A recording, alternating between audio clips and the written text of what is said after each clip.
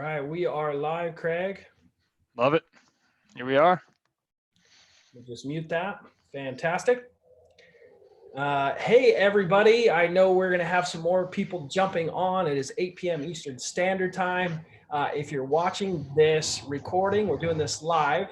So welcome back to another video here at DFD Mastery. Or if this is your first time here, welcome.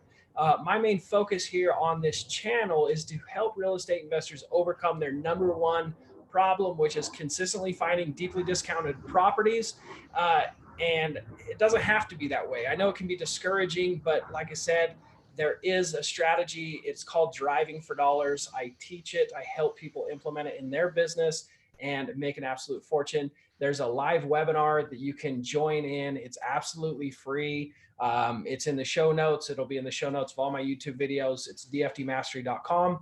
I'll see you on the next live. But in tonight's content, I've got one of my one-on-one clients, one of my students, and we're going to deep dive his business and how he is able to do deals virtually during COVID-19 shutdown, how he's been able to do. How many deals have you done now from just your house, not leaving your house?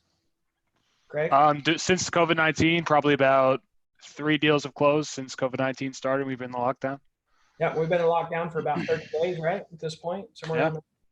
Yeah, yes, sir. So that's pretty darn good, doing 3 deals from your house. How much do you want to share how much money you've made from that? Yeah, I mean, one deal just closed, $5,000 check just arrived in the mail from the first one. So really excited about that. Yeah, I think that was my first COVID deal. So that just arrived in the mail yesterday. That's pretty sweet. That's pretty good pajama money, you know? Yeah, man, not bad. Not a lot of people that can say they've been hanging out. Most people have just been sitting at home watching Tiger King. And I can't say I haven't been doing that too, Zach. I'm not gonna lie. I watch it. You can't not hear all the hype and not watch it. It's one heck of a series, man. But we're not here to talk about Tiger King, right? Hope not. Oh, cool cats and kittens. Let's get started. So Craig's an absolute rock star. Do you care if I share how old you are? Go for it, man. Craig is only 23 years old, guys. Well, I shouldn't say that. I'm only 31, but at a very young age, Craig has done what a lot of people have dreamed of accomplishing, which is building a successful real estate investing business. Straight out of college. In college, he was successful. So off air, I invited Craig to share his success, not to brag, of course, but to inspire and show what is actually possible. So I've invited Craig to share kind of his backstory, how he got into real estate investing, the success that he had, from the get-go, what he's had now, and a little bit of what success he's had this year, especially with driving for dollars, which is the cool thing. So I'm going to let Craig kind of do the intro. So take it away, Craig. Sure, man. So my background, pretty much how I got into business, back in 2008 when the market crashed. That was, I think, the first market crash in my lifetime. My mom ended up losing her job, and my dad was forced to go into business for himself as well as working his full-time job, which he had with BMW.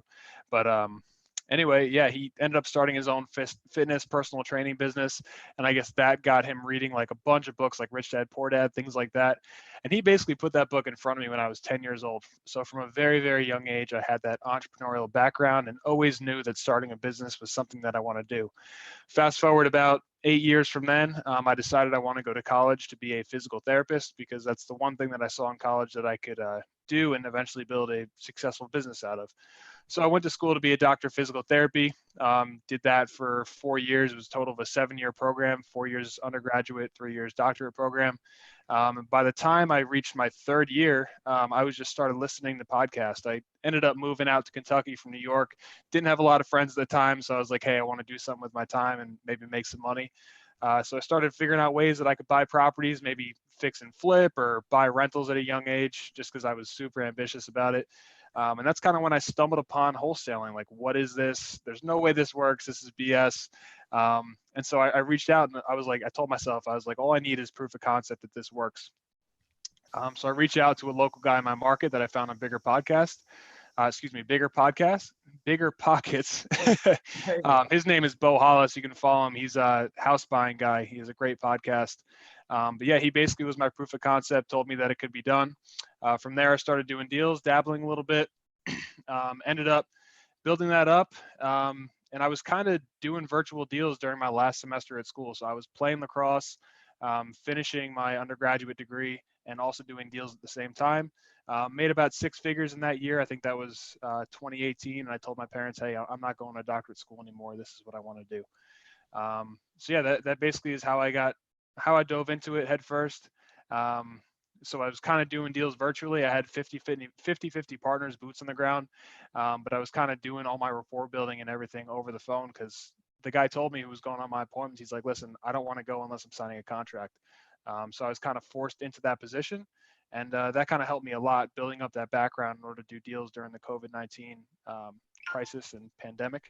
But yeah, it's really not as hard as it would seem, I would say. So that's kind of my background of how I got into real estate and where I'm at now. Awesome. So thanks for sharing that. You know, I love that you were able to get into this without having a ton of experience, right? Without having a ton of knowledge. Most people think that you have to know everything there is before you ever start. But I love that you found someone, you found a mentor, and you got started. Um, I was kind of in and out. I was posting and letting people know that we were on live. Did you share your results from last year and this year? I didn't share my results from last year, but I will. This year, obviously, I haven't really come down to the end of the year yet. So as far as 2019, when I was playing lacrosse, finishing my college degree, I did that for the first, keep in mind, 6 months, 2019. So had all that schoolwork going on, had lacrosse games, everything, was calling people on the bus for 6 months out of the year. Ended up closing well over six figures. It was over $200,000 in revenue. And then ended up netting from that number because, revenue doesn't matter. People can talk all day about revenue. It does not matter. I ended up netting $123,000 in the year of 2019, and that was at the age of 22. So, and what's crazy is you were playing lacrosse, going to college, and you made six figures in that year, profit in your pocket. Profit. Yep. Anyone that's listening to this, like, you can do this, right? This is not that complicated of a business. The secret is finding discounted properties and having a cash buyer to take over the deal. It's really that simple. So what we're going to do is we're going to dive into exactly that, how you are doing that, especially in this situation, because people are like, oh, how do you do it with what is currently going on? So can you share, maybe why don't we you said you've done three. Do you care if we deep dive one? Do you think one is a better example of the others? Yeah, let's go ahead and deep dive one. I think one is a great particular example because it kind of runs through all the steps of the virtual process and getting it done. Because obviously there's a few, it's not much different from face-to-face acquisitions, but there are a few things that are different. So we'll go ahead and deep dive that. First of all, you're going to love this, Zach, because this is a driving for dollars deal. So basically what I do is I have my brother, he's 17 years old, and obviously during the virus, he's not going to high school right now. So he has plenty of time to drive for dollars. I have him drive for about $12 an hour for 15 to 20 hours a week. And that'll pull in for me, depending upon the area, about 500 to 1,000 properties a week. Sending postcards to all those leads, cold calling all those leads, etc. Anyway, this lead came in from a postcard. The guy lived all the way out in Virginia, like 500 plus miles away from my market here in Louisville. And he's like, listen, man, like, tenants tore up this place. We got to sell it. I figured out he was motivated. We basically negotiated back and forth a little bit, and we ended up landing at a price of $65,000. Basically, how I break down these deals without seeing them is the same exact way that you would break down the deals if you're doing it face-to-face, right? You go online, you do your research. So basically, the lead came in. He gave me the address. I knew the bedroom and bathroom count. So I was able to do research before I got on the phone with him. Knew it was a 3-bedroom, 1-bath, came up with an ARV of $135,000. Anybody can do that. So let's talk about that, right? Because a lot of people are new, they have no experience. So you said you figured out all you needed was the address and the bedrooms and bathrooms, and you could figure out what it was worth online. So you said you could figure out the after repair value, the ARV, right? Some people don't know what that means. So what you're trying to figure out is what the house is worth at the highest value if it's been fixed up. So how do you go about finding that? You can virtually? go about, sure, yeah, you can go about, well, it's the same process whether you're virtual or not. You still got to run comps, right? So I Love it. just go on Zillow, go on Redfin, pull it all up, and I find out the ARV by just looking at, if it's a 3-bed, 1-bath, 1,000 square feet, I'm looking at within 10% of that square foot range, 3-bed and 1-bath, seeing what's sold in the area within about a mile in the same neighborhood. And that's basically how I pull up an ARV. Love it. It's quite simple. So a lot of people get all nervous and worried, like, oh, what if I don't, like, what if I mess up on the valuation? It's like, what happens then? So tell them Yeah, what. well, honestly, I'll explain it here. So on this particular deal, I did mess up on the valuations Love it. because the seller didn't open up to me about everything that was going on in the house. And I'll get to that. But this is why the virtual process helps so much, especially with beginners, is because talk to an attorney about this, but you have an out in your contract. And mine basically says that, hey, myself and my partners need to improve the interior inspection in order for this contract to be valid. So it gives you an out to be wrong in your numbers because, if you go to a property and it ends up needing way too much work, you can either pull out of the deal or renegotiate. And that's exactly what I did here. Awesome. So you ended up going online. You evaluated the property and called the seller. So tell us what happened from there. You figured it was worth what, 135? You said. 135,000. And basically the way that I break down my virtual deals is I take about 70% of that to give the end buyer a discount, right? And then I take $20,000 off and $30,000 off. And that gives me a good range of where I kind of need to be, because pretty much every house that you're going to negotiate over the phone needs repairs, typically within that $20,000 to $30,000 range. So you're going to have to do your own market research and figure out, where that number lies for you. That's typically where I'm at. So I was talking to him a little bit, and he threw out his asking price and was kind of within my range. Ended up negotiating down to $65,000. So ARV was 135. Determined it needed about $30,000 in work based on what he said, and so that made the price of 65,000 work just fine. That's awesome. So Yeah. a lot of people hear this and go, oh, it's worth 135. Did you get it for 110?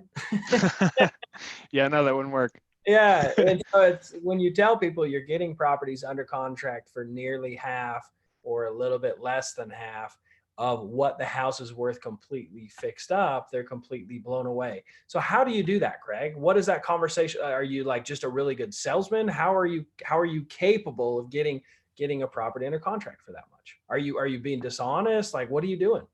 No. So you just basically you build rapport over the phone, right? And you have to understand the only people who we're going to work with are motivated sellers. So the first step to basically breaking down this sales process, as you would call it, Jerry Green is my virtual acquisition coach. So he walks through the sales process and everything. Basically, part one is just getting into motivation, right? Digging deep, building rapport, and having a quality conversation with the seller. And then from there, you can determine if they're motivated, because this guy was motivated. He told me there was physical distress. He lives all the way out in Virginia. He's not wanting to deal with this house. He doesn't want to list it with a realtor. He doesn't want to do any of that because he lives far away and just wants to get it done in 2 weeks or so. So no, I just built the rapport over the phone. I was like, listen, I'm here to make a profit, right? Like, I'm not here to buy your house retail. If you're looking for retail, go ahead and list it with a realtor. But if you want cash, you want to close quick, I am going to make a profit on this deal, but I can get that done for you. And so, with his situation, he was motivated. He's willing to go with that option, right? So I'm not being dishonest. I'm telling him up front, I am going to make money, Right. right? Yeah. I am not beating around the bush. The other thing I love that you said is you talked about his options, right? You said, well, what about this option? What about renting it? What about listing it with an agent, right? A Yeah. lot of times sellers, it's just like people that sell things, people that sell a diamond ring at a pawn shop. Are they going to get top dollar at a pawn shop? No, a pawn shop's going to buy and it's going to be a quick sell. They're going to get their money. They're going to walk away from the transaction with cash in their pocket, and they know that pawn shop's going to turn around and make money. And so with marketing, with driving for dollars, what I teach, how Craig found this deal, that's why it's so important, is you're consistently trying to find people that are emotionally detached, right? They don't want to deal with the properties. And one of the main things we find over and over and over, houses that have physical signs of neglect, of deferred maintenance, those are usually the people that will sell for speed and convenience. They're emotionally detached from the property. The property is actually a pain in their butt. It's a headache, right? And so that's awesome. You're able to find this person. You helped him by making the offer that you did. You were able to get it for $65,000. And then what happened? Okay, so I got it under contract for $65,000, and I was like, listen, I'm just going to send you this one-page agreement. It's simple. Once you go ahead and approve this, because you don't want to say the word sign, you don't want to say the word contract, you don't want to make them feel like you're a salesperson, right? Just, hey, I'm going to send you this one-page agreement. Just go ahead and approve it for me, and I'll go ahead and have my closing coordinator call you to set up an inspection. And so he signed the contract. I got it back. The way that I'm kind of working these deals, and this is perfect for people who are in the COVID-19 situation, trying to do deals virtually. Just a little bit of a disclaimer here. When I say I'm doing deals virtually, there's still boots on the ground looking at the property. So if you're trying to find a way to have it so that nobody's meeting each other, I don't know a way to do that. Like you probably have to have the seller take pictures or something like that. But I have a guy who's another wholesaler in my market. He's going out, taking pictures and handling all the disposition for me for a fee of $2,000. So So disposition means, for people that sure. don't understand that, go into that.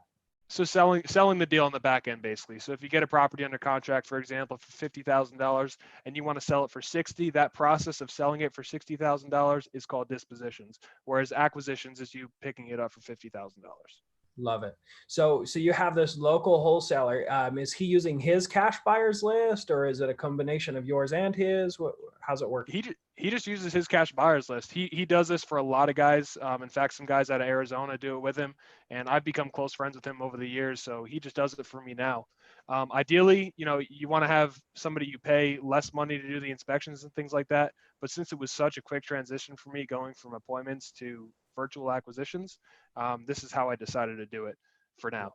But this is perfect because if you're just finding a way to basically get by during this time and continue to make money, continue to generate revenue, this is a great way to do it. Like I said, you can't get away from that face-to-face contact. It's going to happen. But for me personally, my little brother has asthma. My dad has lung problems too. I'm not putting them at risk by, socially interacting with people. So that's basically why I'm keeping myself away from the sellers. Love it. Love it. Yeah, I think that we definitely all need to do our part to protect the ones we love. And if we have people that are high risk, and even if we don't, we can avoid being in contact as much as possible, right? So it sounds like you've got a super awesome system. And he only is charging you $2,000 to go in, take pictures, send an email out, find a buyer. Does he deal with a closing company and paperwork with the cash buyer, or does he just say, hey, here's your cash buyer and you do the paperwork? How does that work? He coordinates the entire deal A to Z, which is why it's worth $2K for me every time. Awesome. Awesome. Yep. What's the average deal size total before taking out that 2,000 for you? Average deal size total. What do you mean for this year? Average wholesale deal for you before taking out the 2,000. $8,500 this year. Okay, Average wholesale deal. so you're going to profit about $6,500 per deal on average after paying him, right? Yep. Perfect. Okay, so sounds like a pretty awesome system. Is this something that you plan on continuing to do after the fear of coronavirus is not as much of a deal? Or Yeah, I would say so. Absolutely. I find myself, you can go on an appointment and you can do that face-to-face acquisitions, and there is value in that. For me personally, especially as a solo entrepreneur, I've had days where I go on 3 appointments and either have cancellations, don't get a contract, etc. It is a whole waste of time for 3 connections that you make in a day, whereas I can sit here and make 100 phone calls in a day, right? I can talk to so many more people and have such more of a free lifestyle to where like I'm not basing my schedule off, other people's clocks and things like that. A local guy in my market who I love dearly, he's a good friend of mine, but he posted on social media one day, I think he had 3 appointments on a Saturday and all 3 got canceled. It's like, for me, in my opinion, I would much rather sit home and make 50 to 100 phone calls. I think that's a much better use of my time. And I think, thinking that you need to go out and meet every single seller, I think that's a limiting belief. I think you can get a lot of these deals done over the phone. Of course, if you can't, then sure, go ahead and meet them if you want to. But I think a lot of deals that you do can just be done over the phone. So yes, I continue to do this just for the sake of time and also for the sake of scaling too. Love it. Love it. That you had mentioned some things that kind of brought up some questions. And I know we have some people watching us now. Feel free to post any questions you might have for Craig in regards to doing this virtually, or wholesaling in general, real estate investing, driving for dollars, whatever questions you have, post them in the chat box, and we'll get to those questions. But I had a question, Craig. You had said that, working from home and just doing over the phone appointments versus going out in person, you can do way more appointments. You can call way more people. How do you keep track of all the conversations you've had? How do you keep track of all of that data? What are you doing there? As far as like the conversations that I have with sellers or how many phone calls I'm making, what are you looking for, like KPIs Yep. or? How are you making all these calls? How are you keeping track of the conversations that you've had? Sure. And how do you know when to follow up with them again? Yeah. Okay. So basically, you only want to be following up people who express an interest in selling, and I'll kind of get into that. But I use a beautiful CRM called Beast Mode that basically tracks all of my outbound calls, and I use that in combination with CallRail to where all of my outbound calls are recorded, all of my inbound calls are recorded. So that's a very easy way for me to keep track. Um, and Okay. So beyond let's that, explain that because a lot of people that would be like over their heads, right? yeah. Yep. So, this is great, dude. There's so much gold here that people are already saying, mind blown. This is rad, brother. So young, you're killing it. I'm inspired. So, you're going to bless a lot of people's lives. So thank you for sharing all this stuff. So you Yeah. said you're using CallRail. What's CallRail? CallRail is basically just a phone marketing system that you can use. Most people just use it to put on their postcards and track their marketing, but it basically tracks all of your inbound and outbound calls to whatever prospects you have. For our instance, it's sellers. But yeah, it basically tracks all of my communication for me. It records all the phone calls. And it's, rather than having things on your phone to where it's very disorganized, CallRail can connect directly to my CRM to make sure that I don't miss any phone calls, I don't miss any texts, things like that, and I can just basically communicate right over my computer. Love it. So there's a couple different companies. There's CallRail, there's CallFire. You can buy the tracking phone numbers so that when they call that phone number that you put on the postcard or that shows up when you're cold calling people, if they call that, it'll then get either forwarded to your phone or go directly to voicemail, and you can set that up. What Craig just explained is you can also have those phone numbers when someone calls and leaves a voicemail or someone texts that phone number, you can have it auto generate a lead that's put into your customers relations management system. So I actually have another YouTube video scheduled to come out next week where I talk about just that, CRMs and what to use. So I personally use Investor Fuse. So anytime anyone calls, it pops up in Investor Fuse. The back end is Podio. I'll get more into it in the YouTube video. What are you using right now? What CRM system are you using? I use Beast Mode, which is created by REI Automation Squad, and I absolutely love it. It's phenomenal. Love it. I've heard great things about it. I don't know the platform as well, so that's awesome stuff. How would someone get a hold of Beast Mode, or how would they learn about that? Just REI Automation Squad. I would just go ahead and Google that or Google Beast Mode CRM, and you can pull all that information up. It's Cool. phenomenal CRM. And then make sure if you're interested in learning more about the CRM, I have another video coming out. Make sure you guys subscribe. Subscribe anyways. There's gonna be a ton more content coming soon. I've got awesome content already scheduled, almost a month out at this point. So um, the other thing that we talked about is now that it's into your CRM system, is there a way to create an event to call them again and put notes on what the conversations were? Is that what Yeah, you're? basically. Absolutely. Yeah. There's a property leads app to where basically I keep all of my conversations and leads with sellers in front of me. And I go ahead and take notes in within the lead sheet basically. And that allows me to keep track of all my conversations and allows me to follow up with motivated sellers to where I can have an intelligent conversation about their property and about their situation rather than just going in blind every single time. Right. Love it. So I know that you're big into cold calling as well during your downtimes. You don't have leads that have been generated. I know that we've worked together on putting together different marketing platforms, running your postcards. What's your favorite process to reach out to a driving for dollars list?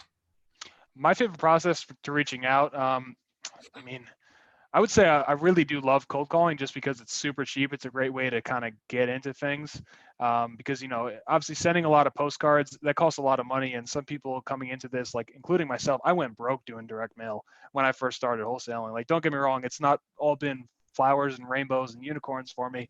I literally was down to like 3 digits in my bank account from sending out too much direct mail. And I got really, really scared. So if you're looking to get into this, I would say cold calling. The only thing I'd be very, very careful about with cold calling is don't try to over qualify on the first contact, especially if you're going virtual. A lot of people will tell you, a lot of people, this is a huge, huge problem that I see just within my peers and within the industry. People treat motivation as a checkbox, right? We're working with motivated sellers, and that's the only people that we're working with, but they treat it as a checkbox to where it's like on the first contact, are you motivated? Yes or no? It does not work that way. Okay. You need to dive into a sales process in order to figure out if somebody's motivated, and they need to trust you in Yeah. order to get into that as to why they're motivated, right? Because there's a lot of emotion tied to that. If let's just bring it to like another example. If let's say you're a guy and the most beautiful girl in the world randomly called you on the phone and said like, hey, do you want to be my boyfriend? You would not jump immediately into that saying that you're desperate. You would not do that. You wouldn't say like, yes, oh yes, absolutely. No, you'd want to get to know her first a little bit, make sure she's not crazy, make sure it's not a scam, Right. and then you would go ahead and do that, right? So the biggest thing with cold calling is I would say just the only thing, and this is with all leads actually, a lead is a hand raise, right? You have a pulse, you own the house, you're interested in selling. That's a lead, right? Right. You do not want your virtual assistants, you do not want lead generation people. You don't even yourself, you don't want to prejudge a lead. You have to talk to them first, get them to like and trust you, and then you can determine if they're motivated or not. So yeah, that's basically the very long answer to your question. I love cold calling. It's a great way to get into it. That's how I did my first few deals. Even driving for dollars deals. That's how I did my first few. So I would definitely recommend that. Yeah, I love cold calling as well. I know we're both students of Brent Daniels, Yeah. and his program is awesome. I also have a free bonus to my course. It's a cold calling course, how to set up your own cold calling system. It's just a free bonus to my Driving for Dollars course. You can learn more about it during the webinar at dftmastery.com. But I remember the first 11 minutes. So I got on a Mojo dialer, and it has the timer, right, for how long you've been calling. And I'm just blowing through this eviction list. And I'm calling, and Linda answers the phone. I'm 11 minutes in, and she's like, "Oh, I'm dealing with this rental right now. I don't want to deal with it. The tenants for some reason kicked all the skylights in. Water came in. Sheetrock's falling down. I just want to be done with it." And she's like, "Can you come over right now?" I was like, "Sure." So I ran out, got the contract, and sold it in 2 days, and I made $9,000. So I spent Yeah. 11 minutes on the dialer. I had spent less than $100 on phone numbers, and like $100 a month subscription to Mojo, and I made $9,000. It was pretty Yeah. freaking incredible. So I get it. There's a lot of productive ways. I talk more about it on my webinar on how to reach out and how to find these motivated sellers. You had touched on something that I want to mention as well. As you said, you need to build rapport. You need to create that friendship. And a lot of people hear that for the first time and they think, oh, why are you creating that relationship? So you can swindle them, so you can take advantage of them. Are you being a con artist? And I look at it this way. My cousin called me because he knew that I was investing. He knew that I was picking up properties. He knew that I was wholesaling, right? I'm not shy or quiet about what I'm doing. And I want to help other people get into this because it was so life-changing for me. I want to bless other people's lives. And so telling everyone what I'm doing and that I can help them do it, I've also found a lot of leads and a lot of motivated sellers because they know about me. They know me through mutual friends. And so my cousin calls and he said, "Hey, Zach, I've got this house. I want to sell it. I want to move out of this smaller town and move up to where you're at. I just don't want to deal with it. I really need, I need to move like next. I already got a job. Time frame, like if I could sell it this week, it'd be great. I just sell it to you for what I owe on it." I was like, "Well, dude, you probably have a bunch of equity. Why don't you just put a sign in the yard or list it with an agent?" He's like, "Well, I put a sign in the yard." And I'm like, "Well, you getting any interest?" He's like, "I had a couple tire kickers." And I was like, "Well, you can keep listing it. I'm going to buy it for less than it's worth." Like that's Yeah. less than you could list it for. Like, are you sure? Like, there's other ways to like cover the mortgage and you could put tenants in it. And I walked him through all the processes. "No, I want to sell it to you." So I was like, "Okay, I'll send you an offer." Right. And he ended up actually being able to find a retail buyer. And I actually canceled my contract because he found a retail buyer and he could get a better price. I was like, "That's fine." But it's the same thing with my cousin who trusted me and respects me, and I trust and respect him, right? The convenience factor, we're helping them, right? We're allowing them to liquidate their properties out of the convenience factors. And so when you build a relationship, it's kind of like that cousin. If you ever go, for example, someone that inherits a property and you're competing between a family member that wants to buy grandpa's house and you as the investor, you make the exact same offer of 100,000, who's going to get the house? Yeah. Right? The grandson. Yeah, the There's a grandson. relationship because people want to do business with people that they like, that they trust, that they feel comfortable with. Right? One of my first motivated sellers ever, he liked me. I was washing his windows and I made over 6 figures on the deal. I had no clue what I was doing. He was an extremely wealthy real estate developer. And it wasn't about anything other than he liked me. He wanted me to be able to buy the properties. And so if you're competing against one other real estate investor and you yourself, and you've built a relationship, you understand what he's trying to go through. You're trying to make an offer that fits his needs, and he recognizes that.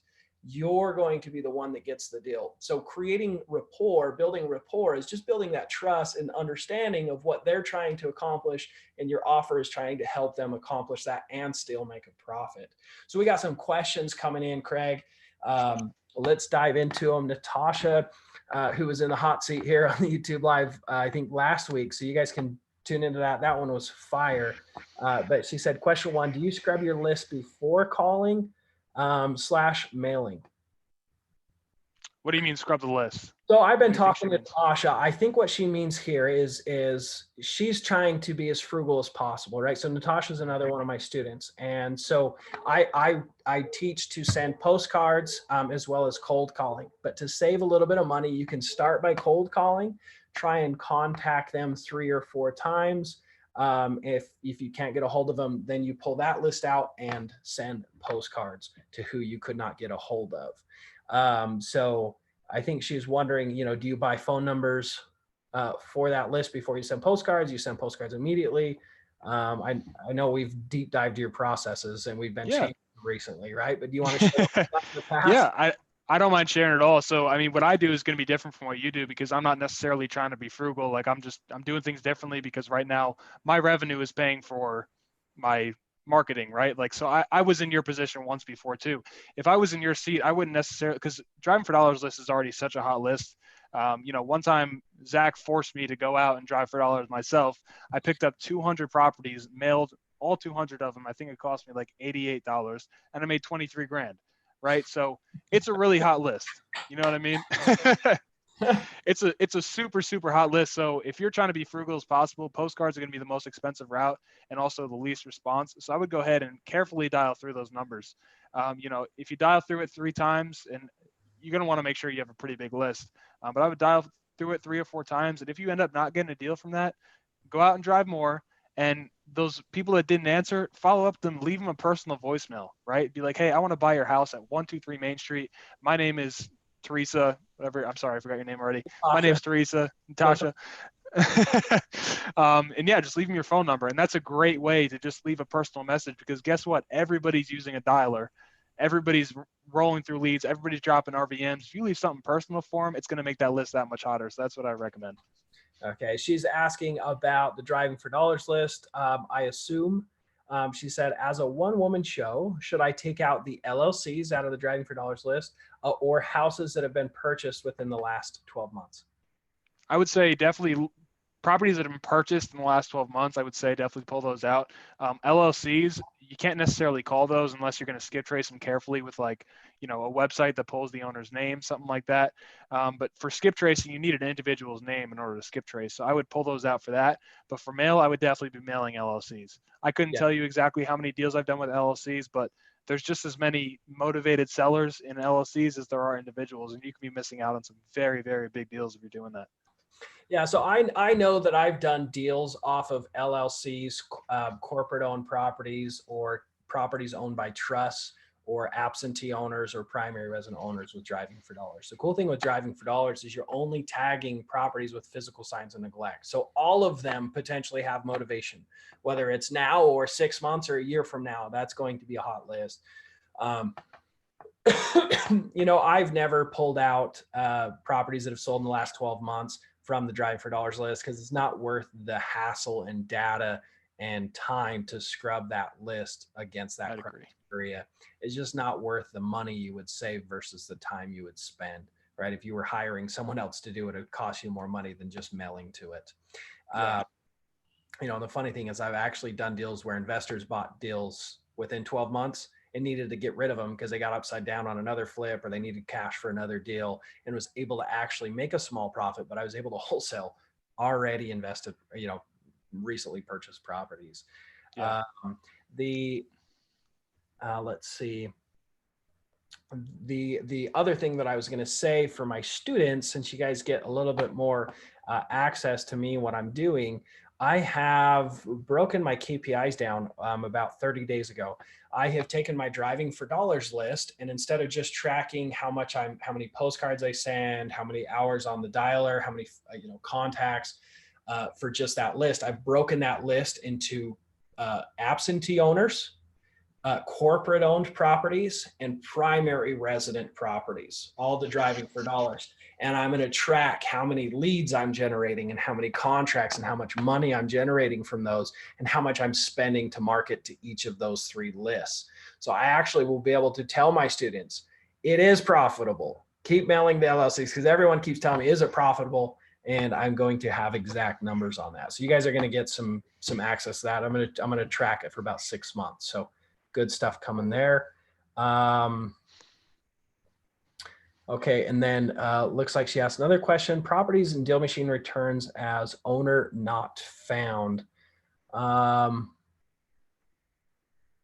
Okay, so here's a good one. So what do you do with properties that you tag on Deal Machine, right, with the driving for dollars system? That's the app we use, guys. If you guys want to download the app, use my discount code PIN, PIN. That'll allow you to get the routing software free for 2 months, the route tracking software for 2 months. So PIN, PIN. So sometimes when you tag a property, you hold your finger on that house and it goes to upload an Excel spreadsheet. It gives you an error, owner not found. What are you doing with that? I would go ahead and screenshot that, or hopefully it shows up within the document that you pull, the CSV file. And I would go on your tax assessor's website or your sheriff's website and pull the actual information. If at that point you can't find owner information, it's not worth diving into. Like if the county doesn't have it, then it doesn't have it. But if you can pull the owner's mailing address and everything from there, I would go ahead and do that. Yeah. One thing I am working on right now, Natasha, as you know, as a student, I'm constantly trying to figure out ways to help my students get even more success. So we have a new postcard company getting launched shortly. I think Craig's already, since he's a one-on-one client, he already knows about this and he's already using it. But the return mail, you're going to have an emailed list of all the properties that were not able to receive mail. That list can either be cold called, door knocked, but those lists are not getting marketing from anyone else. And so that is a very, very hot list. It's worth spending that extra time digging up the owner. So those that also couldn't be found through Deal Machine, or you can't find them on your county tax website, your tax assessor's website, you can have a VA do that, or you can do that yourself. Those are ones that's worth going and knocking on your neighbor's doors. I really would do that, especially if they are bad, like if they're really run down. I've made well over $50,000 door knocking. There's a new door knocking app. I'm working with the developers right now. The founders of the company, they're in beta testing right now. Since I'm in the industry, I get to hear about all these new things that are coming. And I'm going to figure out a way to implement this list that we couldn't get mail to, as well as properties not found through Deal Machine, or properties, that you couldn't send mail to. Upload that into the door knocking software and it'll give you routes to go door knocking, the fastest route. So there's going to be some pretty cool stuff there. So more coming on that. So great questions. I want to bring up another point with that mail company. So I don't want to mention the mail company's name just yet because I don't know if you want to reveal that. Not yet. But I want to do a big launch and have everyone super excited. We're good. I will keep it 100% under the radar. But another thing that they do that is absolutely phenomenal. I don't know if you knew about this, Zach, but that mail company will automatically, when you send them a list, they automatically update the address based on USPS data.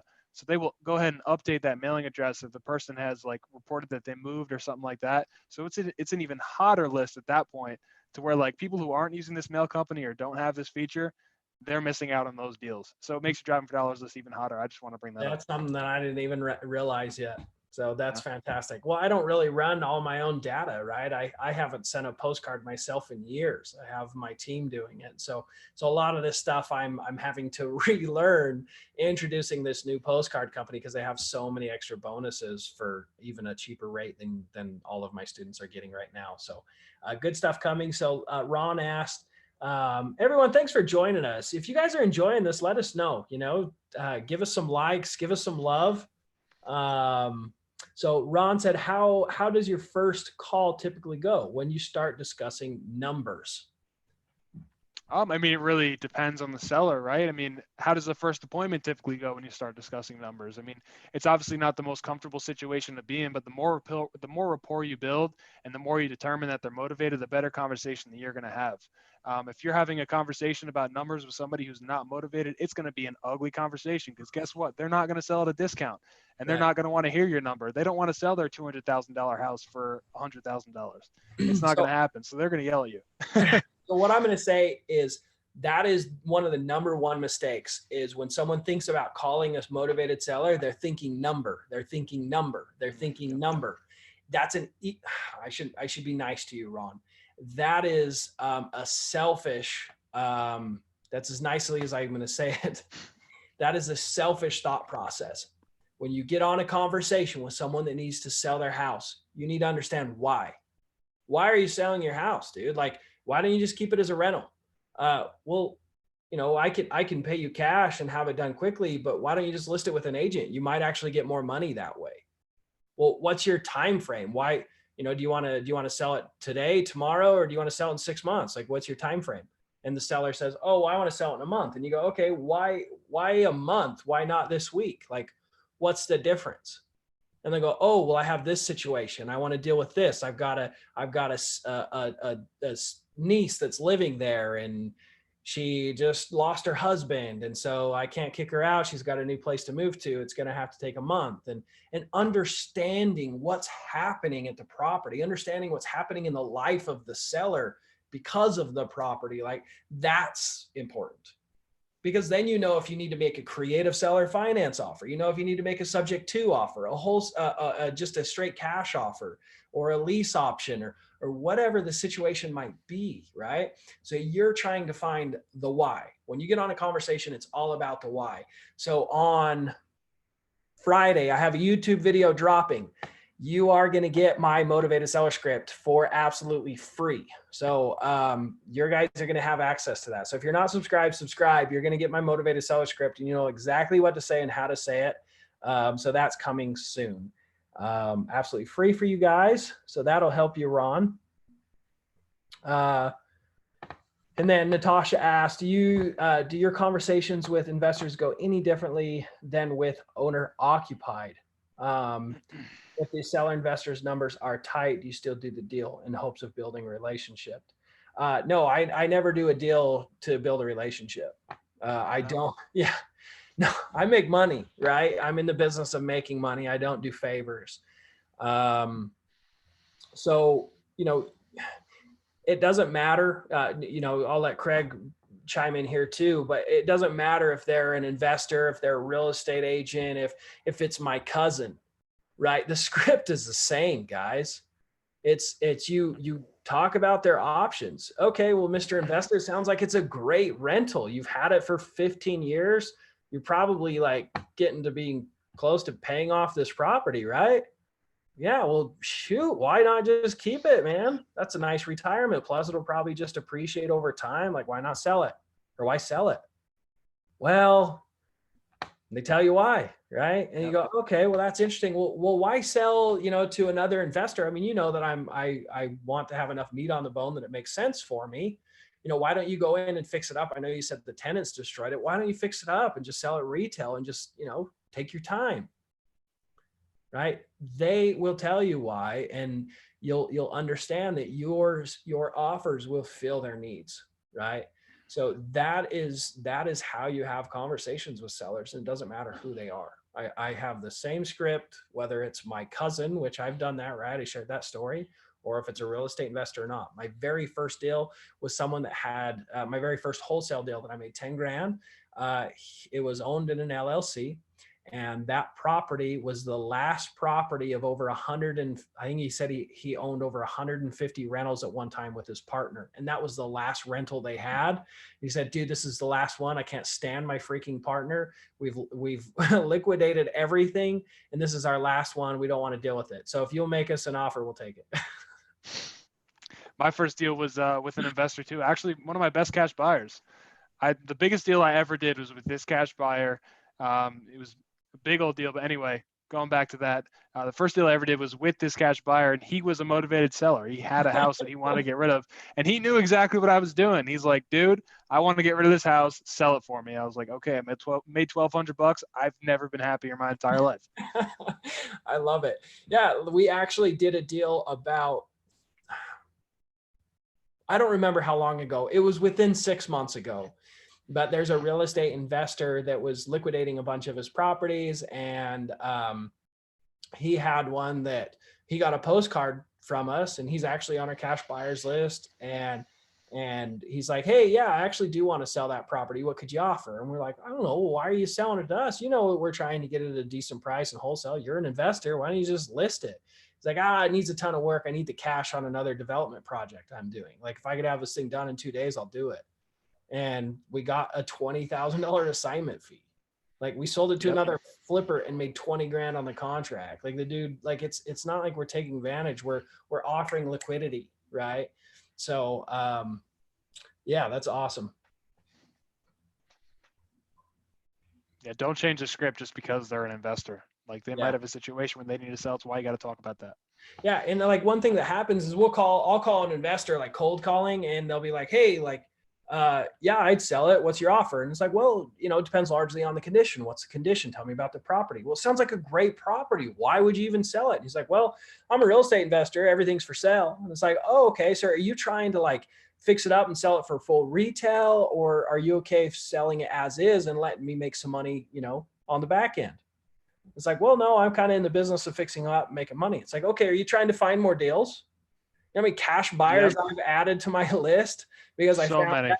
Yeah, it's like, okay, they're not a seller, but guess what? Now they're a buyer. Now you're making money on that side. So Natasha, keep your chin up. I know you're a little discouraged, a little frustrated. You guys, if you haven't watched her video from the YouTube live from last week, do it. It was fire. Natasha has a $200,000 deal on her fingertips, actually. And yeah, she didn't double close. She had a buyer and everything, and she didn't double close. And so the buyer got all ticked how much she was making. 200 grand. Yeah. Whoa. Yeah. So Natasha, you know, I know you're hungry, and that's what's going to make you successful. But you mean you're in the money zone. You're so close. So stick with it.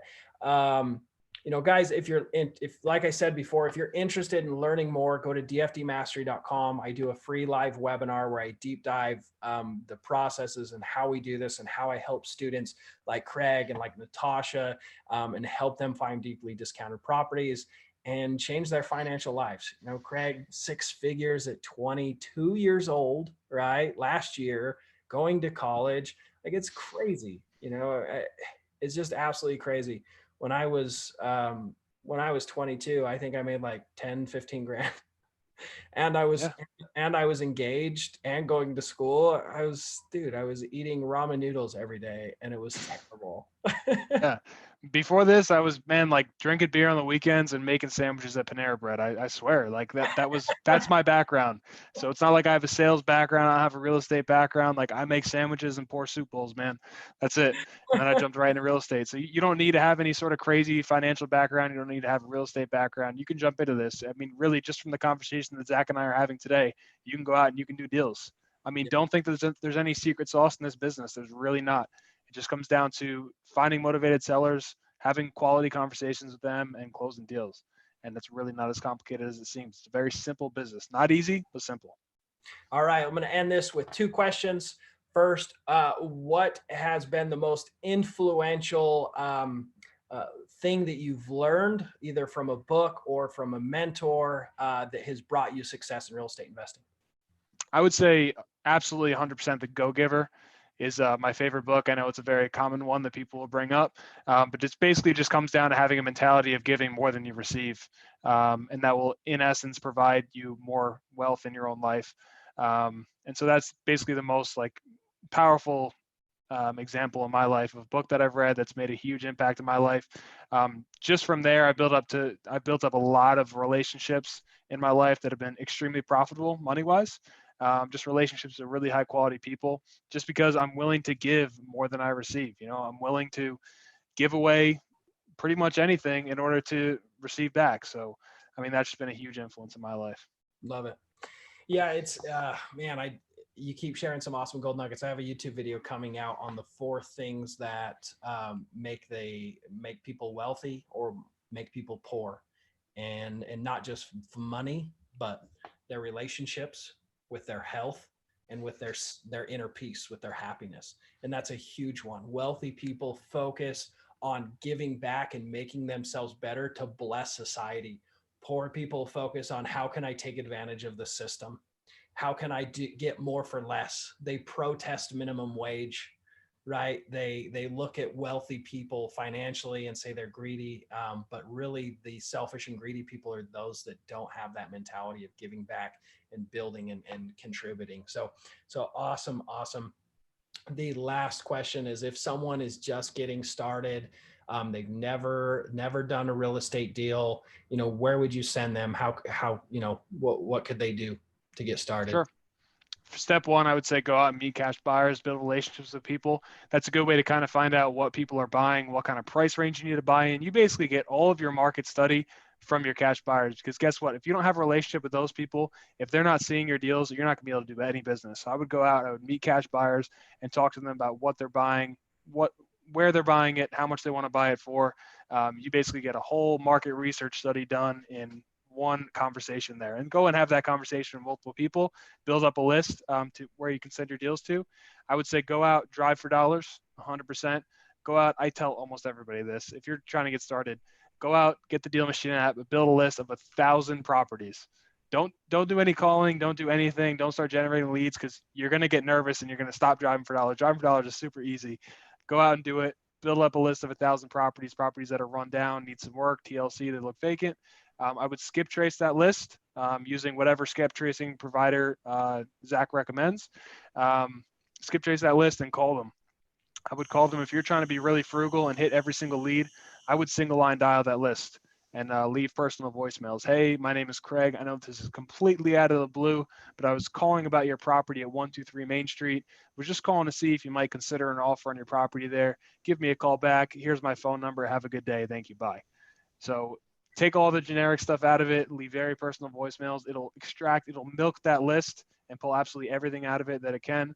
And that's what I would do to generate leads and close deals. That's all you need right there to do deals. Go out and do that and you'll do a deal. Guaranteed. Love it. Well, thank you so much for being here and giving back and helping me inspire and motivate people to take action. As always, guys, I'm here to help you. Make sure you subscribe, tune in. If you have any questions or content you want me to put together, I'd be happy to do that. Leave it in the comments section. If people wanted to reach out to you, Craig, how would they do that? I would say hit me up on Instagram at Craig DiSanto. I'm sure you got my name up there, but it's just one word, Craig DiSanto. You guys can DM me, comment on my stuff, do whatever you want. Be happy to reach back out to you when I can. There'll probably be an influx of messages after this, but I'll try to reach back out to everybody as quickly as I can. Right on, bro. Well, I appreciate you being with us. I'm going to hit the live stream and then we can just talk on the Zoom and end our call. So thanks again. Sounds and good. appreciate it, bro. Thank you.